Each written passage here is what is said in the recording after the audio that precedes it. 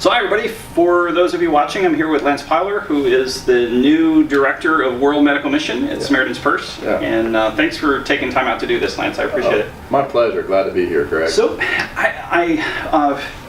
we want to just kind of share what Samaritan's Purse does, and specifically World Medical Mission, because I think we tread a lot of the same territory. We do.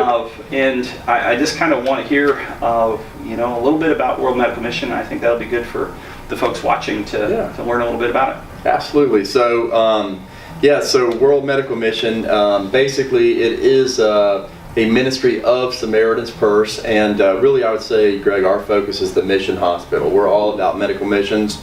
I think it was really started years ago, I believe 1977 to be exact, with Franklin Graham. He partnered with Lowell and Dick Furman. They're two general surgeons that were practicing in Boone, North Carolina.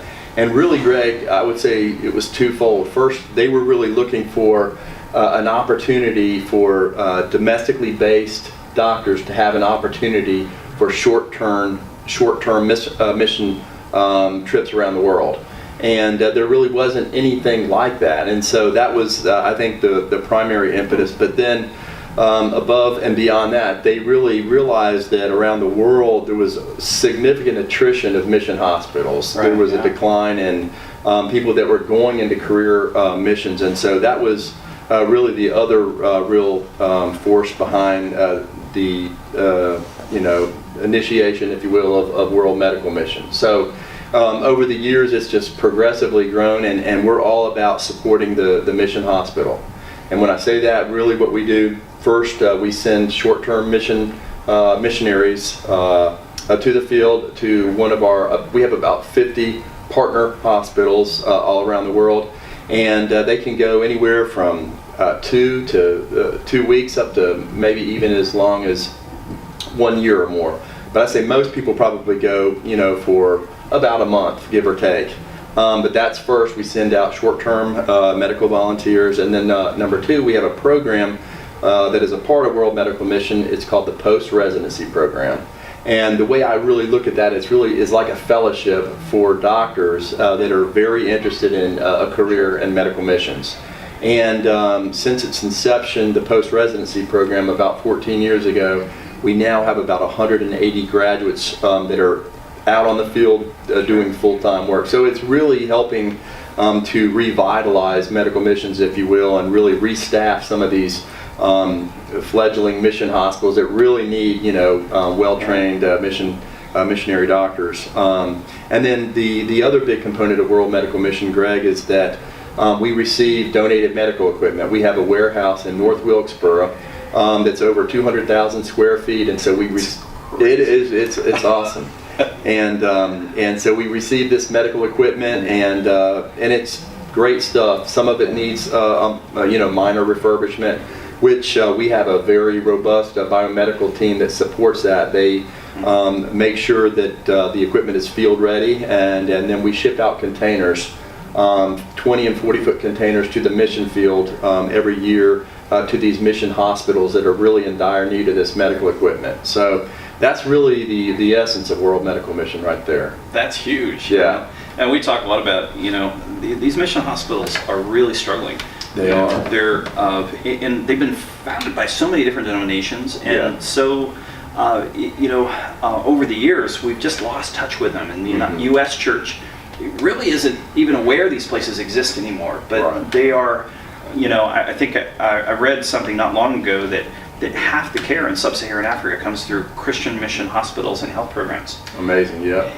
And so I just love what Samaritan's Purse does, because you are really supporting these places that are in dire need of our support. Well, thank you. Yeah. Well, that is sort of the real essence of World Medical Mission is we don't want to manage these hospitals. That's not our goal, but we really want to come alongside and just bolster them and support them with the personnel and the various medical supplies that are vitally needed. And then one other thing that we're really starting to do, Greg, next year we're hosting a conference for chaplains, hospital chaplains. Oh, that's, Yeah, that's awesome. Yeah, that will be hosted in Kenya, and we're going to have well over 100 chaplains from around the world are invited to attend this conference. Just because, really, of course, everything that we do, the mission hospital is to provide medical care, to witness and share the gospel, and so we really want to be a support to hospital chaplains as well. So we're looking forward to that. That's tremendous. Yeah. Can you tell me a little bit about if there's a mission family who's in residency or a family who's in residency now and they're interested in going to the mission field, what would that look like to apply with the post-residency program? Yeah, so really the first thing I would encourage them to do is there's an online application through the Samaritan's First website, and then also, Greg, I would just invite them to phone World Medical Mission, and we have a staff that is completely dedicated, of course, to the post-residency program, and we can just start to talk them through this opportunity, and just really share with them and see, prayerfully, if it's a good fit. Yeah. We're looking for career physicians, or physicians that are very legitimately interested in a career in medical missions. So. So we encourage them to contact us. Awesome. I mean, we certainly drive the benefit from that program.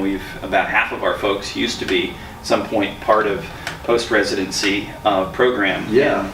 And it's such a great, training ground for them. They get through all of the expectation stuff and dealing with those first 2 years on the field, which are really kind of the hardest time. Yeah. And you guys are so good about kind of coaching them through that process and that time.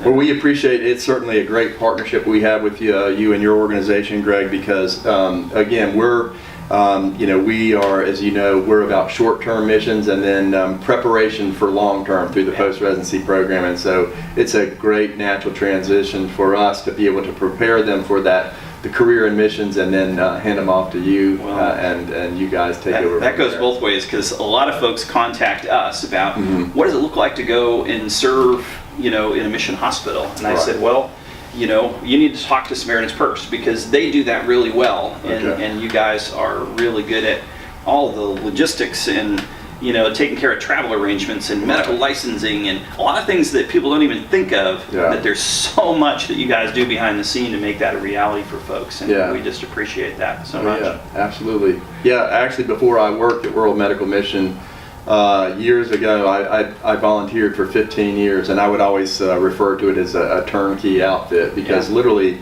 as a domestically based doctor, let's say you have a month available in the month of June, and you contact World Medical Mission, and they let you know where our vital needs around the world, and you kind of share with them where you would like to go, and we meet in the middle, and then after that, really everything else is up to World Med. So they really take care of all the logistics for you.